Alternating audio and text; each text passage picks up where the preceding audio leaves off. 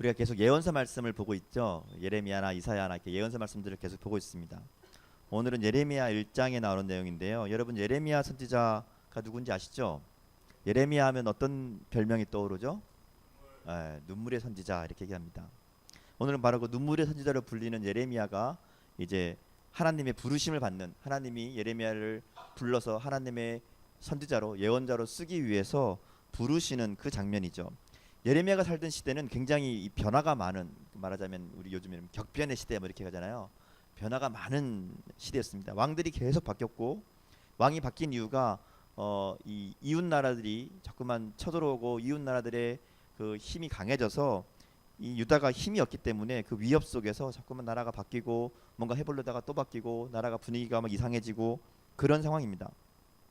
게다가 왕들이 바뀔 때마다 새로 세워지는 왕들이 나라를 좀 잘 다스리고 하나님의 뜻대로 이 나라를 이끌어가면 좋은데, 반대로 세워지는 왕마다 하나님의 뜻을 따르지 않고 점점 나라를 힘들게 어렵게 그렇게만 제약으로만 끌고 갑니다. 그러다 보니까 예레미야가 계속 외치는 이 하나님의 말씀이 외로울 수밖에 없는 거예요.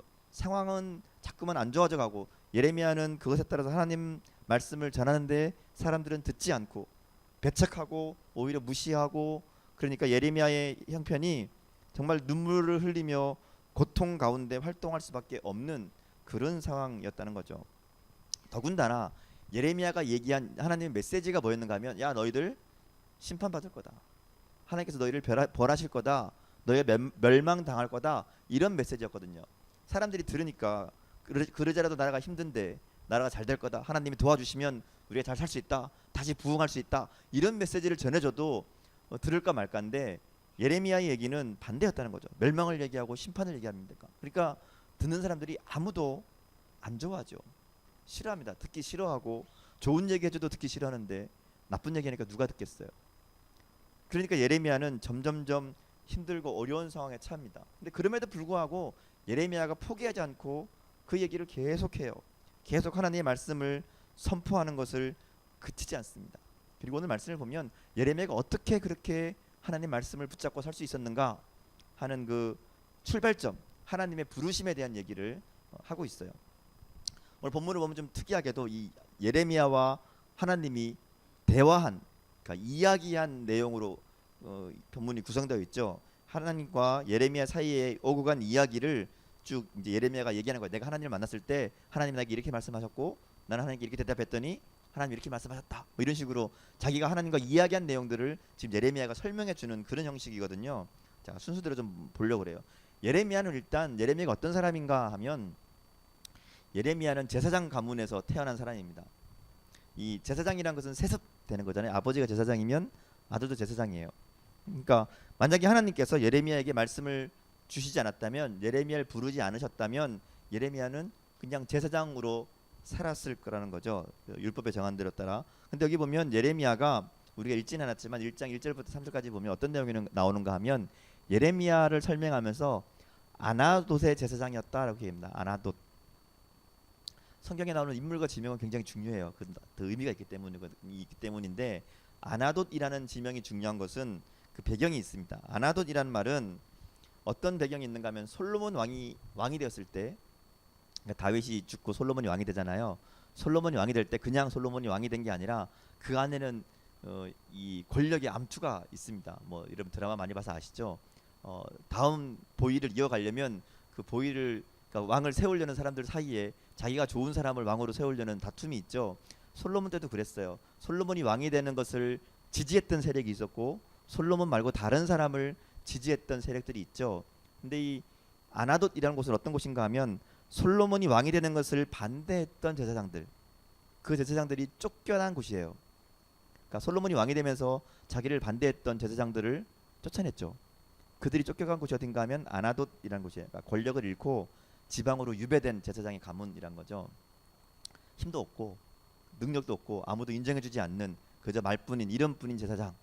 사람들이 봤을 때 실패한 사람들, 멸망당한 사람들, 아무도 알아주지 않는 그냥 변두리에, 요즘 뭐 옛날 얘기하면 귀향간, 유배간, 그런 사람, 그런 삶이란 거죠. 그러니까 그런 상황에서 제사장이 되는 것은 그에게 별 큰 의미가 없는 거죠. 그냥 시골 구석에서 썩어가던 한 사람으로 지나게 되는 그런 운명이었다는 거죠. 근데 그런 예레미야에게 하나님 말씀이 임합니다. 그리고 예레미야가 그 삶이 그 운명이 달라지죠. 오늘 우리가 알고 있는 그 눈물의 선지자로 바뀌겠죠.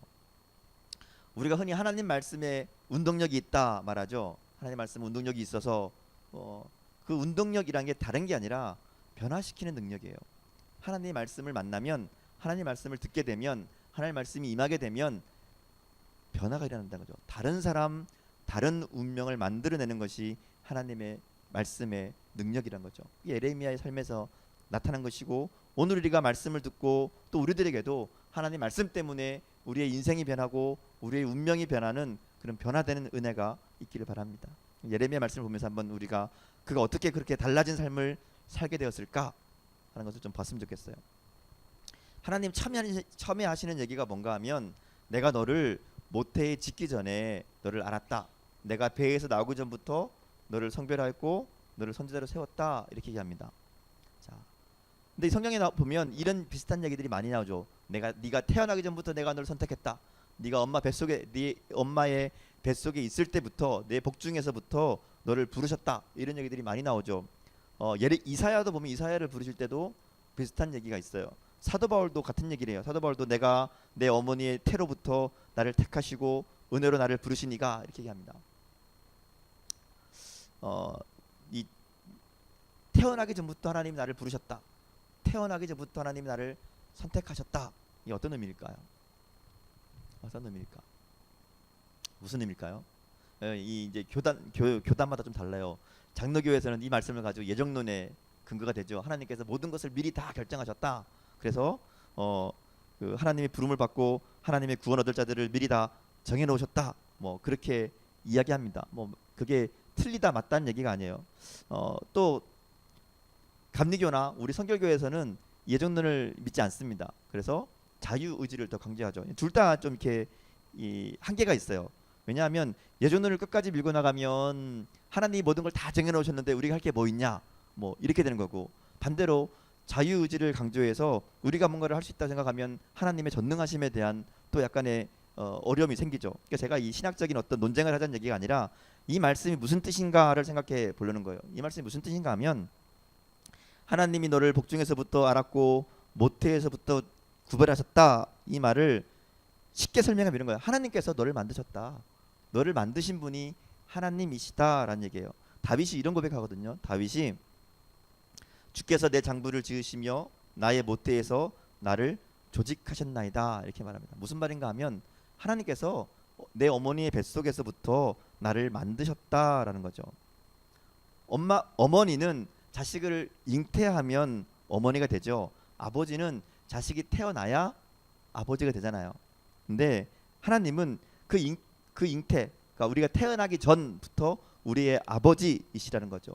복중에 있기 전부터 우리를 알았다고 하는 것은 내가 너를 지었기 때문에 너를 잘 안다라는 거예요. 우리가 육신적인 우리 어머니 아버지의 이 어떤 그 육신적인 모습을 받아서 태어났지만, 사실은 그 이전에 하나님이 우리를 만드셨다라는 의미가 여기에 담겨 있다는 거죠. 그래서 태에서 나오기 전부터 너를 구별했다, 내가 너를 알았다 하는 얘기는 하나님께서 우리를 만드신 분이고 하나님께서 우리를 선택하셨다라는 의미라는 거죠. 자, 하나님께서 이렇게 얘기하니까 예레미야가 얘기합니다. 하나님, 저는 그 일을 감당하지 못하겠습니다. 그런 얘기하는 거죠. 보면 이렇게 얘기하죠. 내가 이르되 슬프도소이다 주 여호와여 보소서, 이렇게 합니다. 무슨 말인가 하면, 하나님이 야, 내가 너를 선택했어, 내가 너를 불렀어, 내가 너를 통해 일을 할 거야 얘기했더니 이 예레미야가 하는 말이, 아이고 주님, 아닙니다. 저는 못하는데요. 저는 아닌데요. 저는 준비가 안 됐는데요. 할 수 있는 게 없는데요. 이런 거죠. 선뜻 네 주님 제가 하겠습니다 이게 아니죠. 아이고 주님, 아닌 것 같은데요. 이렇게 나가는 거예요. 그가 이제 두 가지 얘기를 해요. 왜 내가 아닌 것 같다. 첫 번째는 내가 아직 그 어리다라는 거죠. 나는 아이라, 이렇게 얘기합니다. 그죠? 나는 아이라. 우리가 성경의 배경을 보면 이 예레미야가 이 하나님의 부르심을 받을 때쯤이 한 20살 정도라고 얘기를 해요. 20살. 20살 어리죠? 20살. 또 어리기만도 않아요. 그죠? 20살이면 뭔가를 할 수 있는 나이가 되기도 하죠. 근데 보기에 따라 다르겠지만 20살이라는 나이가 한 민족의 운명을 쥐고 가기에는, 한 민족의 운명에 대해서 이야기하기에는 어린 나이가 맞긴 맞죠. 두 번째로 얘기한 것은 나는 아이라 한 다음에 두 번째 무슨 얘기를 해요? 말할 줄을 알지 못한다 이렇게 얘기하죠. 말할 줄을 알지 못한 아이다. 음, 말을 잘 못한다는 얘기죠. 모세도 비슷한 얘기 했었죠. 나는 말을 잘 못한다 뭐 이런 얘기 했는데, 말을 잘 못한다. 나이가 어리기 때문이기도 하지만 원래 아마 말솜씨가 없었을 것 같아요. 왜냐하면 나중에 예레미야가 나이가 든 뒤에도 예레미야가 얘기를 하면 얘기를 잘 안 들어요. 사람들이 그 얘기를 듣기 좋아하지 않아요. 그 말을 잘한 사람은 말 한마디 이렇게 쫙 하면 사람들이 쫙 끌려 들어오고 그 말에 귀를 기울이고 무슨 말을 하는가 이렇게 사람들이 따라오는 그런 말솜씨가 있는 사람이 있는데, 예레미야는 그렇지는 않았던 것 같아요. 예레미야가 이제 얘기하는 거죠. 나는 어립니다. 나는 말도 잘 못합니다. 예언자가 되려면, 하나님의 말씀을 전하려면 하나님의 말씀을 사람들에게 잘 전할 수 있는 그런 뭔가 카리스마도 있고 능력도 있어야 되는데 저에게는 그런 게 없습니다. 그렇게 이야기하는 거죠. 사실은 이것은 오늘 우리의 현실이기도 합니다. 특별히 말씀을 전하는 이 설교자들의 고민이기도 해요. 하나님의 말씀을 전하긴 전해야 되는데 하나님의 말씀을 전할 자신이 없는 거죠. 하나님 무슨 말씀을 하시는지 잘 모르겠을 때도 있고 어떻게 전해야 될지.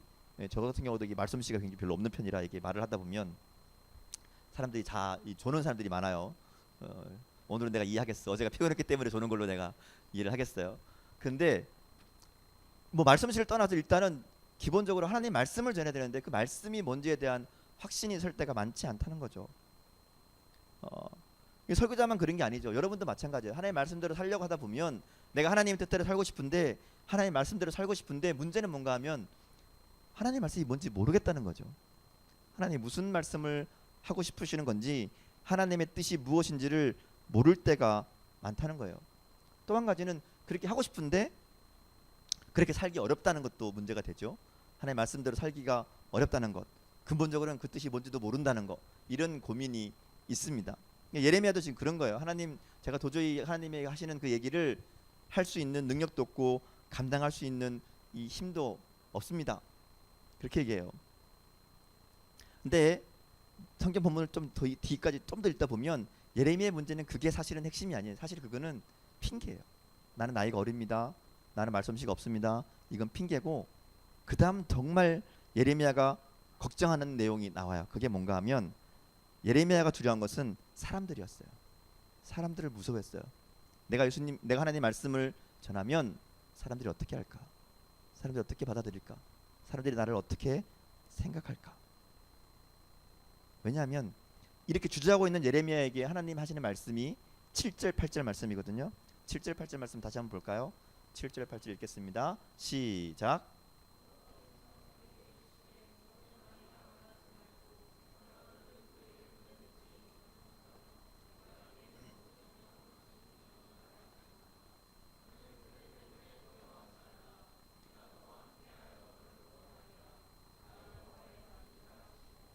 네, 뭐라고 그래요? 두려워하지 말라. 사람들을 두려워하지 말아라. 이렇게 얘기합니다. 너는 사람들을 두려워하지 말고 내가 너를 누구에게 버리든지 너는 가고 무슨 말을 시키든지 해라. 사람들을 사람들을 두려워하지 말아라. 내가 늘 옆에 있어서 위험하면 지켜주고 건져주고 할 것이다. 이거 내 말이다. 내가 이렇게 얘기한다. 그렇게 말씀하고 있다는 거죠. 사람들을 두려워하지 말라. 반대로 얘기하면 그만큼 예레미야에게 이 사람들에 대한 두려움이 있었다는 거예요. 이 어리다는 이유로, 말솜씨가 없다는 이유로 사람들이 무시하고 사람들이 자기 말을 듣지 않을 것이다라는 이 두려움에 휩싸여 있었다는 거죠. 예레미야가 갑자기 생각난 게 아닐 거예요. 그죠?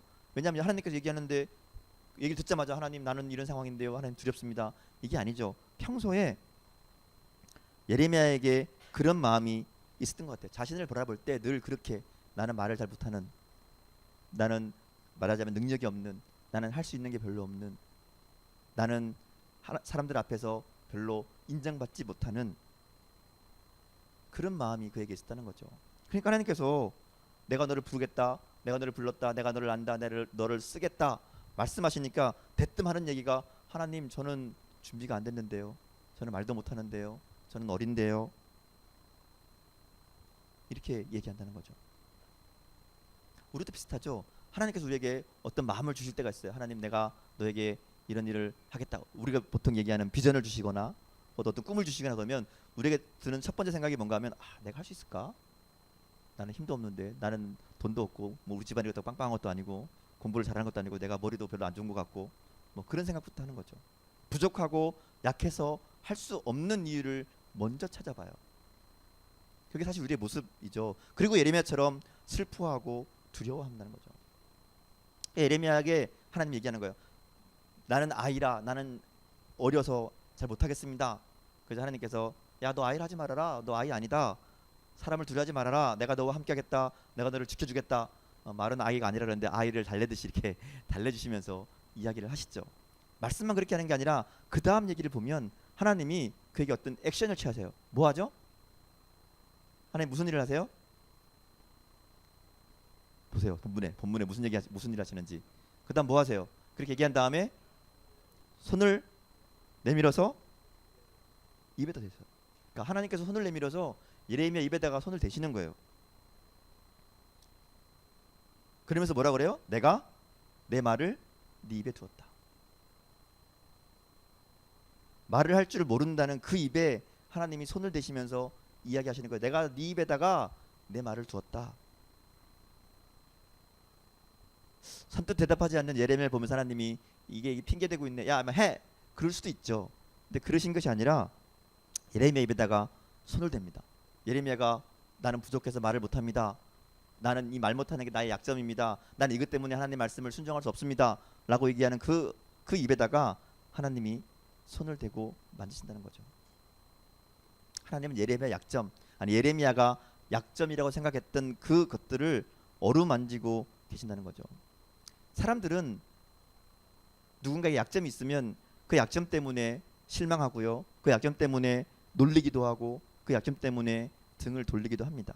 근데 하나님은 그 약점을 어루만지시는 분이에요. 하나님께서 우리의 약점을 아시죠? 우리의 부족한 것 몰라서 부르시는 게 아니죠. 다 아세요. 그럼에도 불구하고 알기 때문에 우리를 부르시고요. 그리고 약점에다가 하나님의 손을 대신다는 거예요. 그리고 약점을 하나님의 도구로 사용하신다는 거죠. 그래서 우리의 약점은 하나님의 손길이 닿을 때 약점이 아니라 하나님의 도구가 될 수 있다는 겁니다. 자, 이어진 말씀을 보면 하나님이 예레미야에게 이제 물어보세요. 야, 예레미야야, 너 무엇을 보느냐? 이렇게 물어보시죠. 무엇을 보느냐? 질문을 보면 좀 이상하죠. 보통 뭐라고 물어봐야 맞는 거죠? 무엇을 보느냐가 아니라 뭐라고 물어봐야 돼요? 무엇이 보이느냐? 야, 너 뭐가 보이느냐? 이렇게 물어봐야죠. 근데 예레미야에게, 야, 네가 지금 무엇을 보고 있느냐? 무엇을 보느냐? 이렇게 물어봅니다. 그랬더니 예레미야가 대답하죠.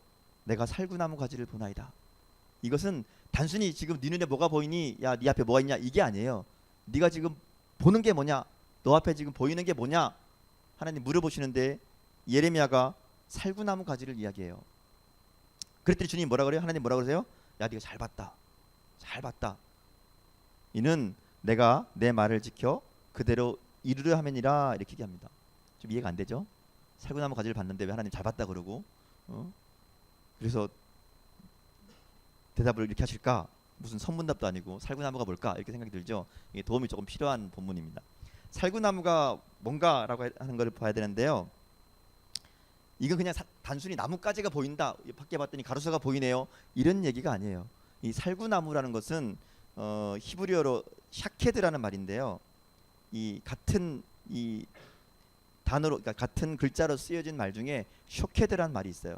그러니까 살구나무지만 이게 쇼케드가 되면 어떤 뜻인가 하면 정신을 바짝 차리고 지켜본다, 이런 뜻이 있어요. 그러니까 히브리어는 사실은 우리나라 말과 좀 달라요. 우리나라 말은 자음 모음이 있죠. 그래서 이게 단어가 구성이 되는데 히브리어는 원래는 자음만 있어요.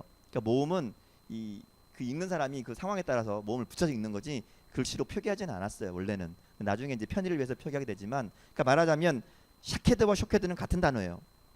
근데 그 안에 뜻이 다른 뜻이 있는 거죠. 우리로 좀 정확하게 맞게는 않겠지만 이렇게 설명하면 되죠. 우리가 예를 들어서 기역 니은 이렇게 써요. 그럼 우리가 뭐라고 생각하죠, 그거를? 기역 니은 쓰면 뭐가 떠올르죠, 거기에?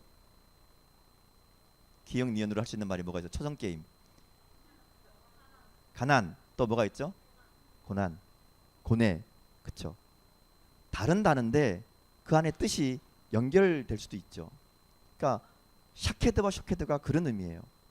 살구나무인데 살구나무 가지인데 그 안에 어떤 뜻이 있는가 하면 정신 차리고 정신을 바짝 차리고 지켜보고 있다, 이런 뜻이 담겨 있다는 거죠. 그래서 이 말은 지금 이런 거예요. 성경을 지금 이게 우리를 이제 쉽게 얘기하자면 말장난 같은 동요 가지고 설명을 하는 거죠. 살구나무가 보인다는 것은 그 살구나무 가지가 가지고 있는 의미가 있다는 거죠. 그 이스라엘 사람들은 이 살구나무 가지가 이른 봄에 가장 먼저 꽃을 피우기 때문에 이 살구나무 가지가 겨울에도 잠을 자지 않는다라고 생각했다는 거예요.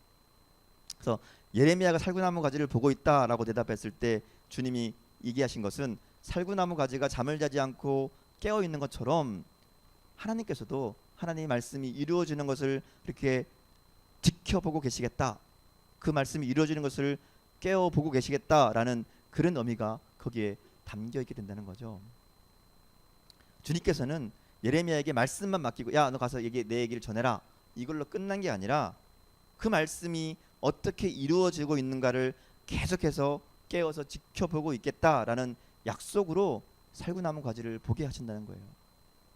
네가 지금 살구나무를 보듯이 주님의 말씀이 이루어지는 것을 주님께서 지켜보고 계신다 라는 것이 예레미야에게 들려주신 하나님의 음성이라는 거죠. 이 말씀을 들었을 때 예레미야의 마음이 얼마나 담대해졌을까. 어린 것이 문제가 아니죠. 약점이 있는 것도 걸림돌이 아닙니다. 하나님이 함께 하시면 아무리 약해도 그것이 강함이 될 수 있다는 거죠. 아무리 강한 사람도 하나님이 함께 하지 않으시면 약할 수밖에 없고요. 하나님이 함께 하시면 아무리 약한 사람도 그 무엇보다 강한 일들을 해낼 수 있다는 거죠. 그래서 하나님이 함께 하시는 것, 이게 은혜죠. 나의 능력을 넘어서는 일들을 하나님이 함께 하시기 때문에 능히 감당할 수 있게 되기 때문에 그렇습니다. 사도 바울이 그런 고백하잖아요. 나의 나된 것은 나와 함께 하시는 하나님의 은혜입니다. 내 힘이 아니라 내 능력이 아니라 하나님이 나와 함께 하셔서 나에게 이런 일들이 있었습니다 라고 고백한다는 거죠. 근데 하나님 입장에서 보면 하나님이 함께 하시는 것은 당연한 일이라는 거예요. 왜냐하면 하나님이 우리를 만드셨고 우리를 부르셨기 때문에, 우리는 하나님의 것이기 때문에 하나님이 당연히 지키시고 하나님이 당연히 보호하시는 게 마땅하다 하는 얘기예요. 우리가 지난번에 살펴본 이사야 43장 말씀 기억나시죠? 기억나나요? 43장 제가 지난주인가 지난주에 설교했을 텐데요. 2-3주 전에 했는 것 같은데 이사야 43장 무슨 얘기였어요? 내가 너를 지명하여 불렀다. 내가 너를 지었다. 너는 내 것이다. 기억이 안 나시나요? 하나님의 부르심을 받은 사람들을 반드시 지키겠다는 약속이자 하나님의 선언이죠. 내가 지은 거기 때문에 내가 지키겠다, 이렇게 얘기하시는 거예요. 하나님이 우리에게 주신 일들, 그게 네 일이 아니라 내가 너에게 준 일이기 때문에 내가 그 일을 이루도록 너를 지켜보고 너와 함께 하겠다, 이게 하나님의 약속이라는 겁니다. 우리는 역할은 다를지 모르지만 다 하나님의 사명을 받은 사람들이죠. 하나님의 부르심이 있는 사람들이에요. 여러분 아닌 것 같지만 여러분 한 사람 한 사람을 향한 하나님의 부르심이 있죠. 여러분을 통해서 하나님께서 하시고자 하는 일들이 있다는 거죠. 주님을 닮아가는 삶, 또 우리가 순회 때 나눴던 세상을 이기는 삶, 쉽지 않죠. 어려운 일입니다. 힘든 일이죠. 근데 힘들고 어렵다고 포기해서는 안 된다는 거죠. 외로운 길이라고 할 수 없다고 말해도 안 된다는 겁니다. 아직은 제가 힘이 없어서, 아직은 능력이 안 되니까 하나님 내가 나중에 할게요, 또 아니라는 거죠. 하나님 오늘 뭐라 그러시는가 하면 너는 그들 때문에 두려워하지 말아라. 내가 너와 함께하여 너를 구원하리라. 나 여호와의 말이니라. 하나님은 하나님이 부르신 자들과 함께 가시는 분이죠. 가는 길은 험해도 안전한 길이에요. 아무리 힘들고 어려워 보는 길일지 모르지만 그 길에는 하나님이 함께 하시기 때문에 안전합니다. 불이 사를 수가 없고 물이 삼킬 수 없다 말씀하시잖아요. 하나님은 하나님 부르신 자들이 하나님이 지으신 것이기 때문에 지켜주십니다. 여러분 하나님이 지으신 자들이고 하나님이 부르신 자들이기 때문에 여러분의 삶 가운데 하나님이 함께 하시고 하나님이 인도하실 줄 믿습니다. 예레미야를 부르신 하나님이 오늘 우리도 부르셨고요. 예레미야에게 말씀을 맡기고 사명을 주신 그 하나님이 오늘 우리도 그렇게 사명을 주신 줄 믿습니다. 시대가 다르고 또 사람마다 부르신 사명은 다르지만 그러나 우리와 함께 하시는 하나님은 동일하신 분이라는 거죠. 우리 삶을 향하신 하나님의 약속, 내가 너와 함께 하겠다, 내가 너를 지켜서 그 일이 다 이루기까지 너와 함께 할 것이다라는 이 약속의 말씀을 붙잡고 우리의 삶이 정말 주님이 주시는 하나님이 부르신 그 부르심에 합당한 삶을 살아가는 그런 저 여러분 될 수 있기를 주님의 이름으로 축원합니다. 함께 기도하겠습니다. 우리 말씀을 생각하시면서 같이 기도하겠습니다.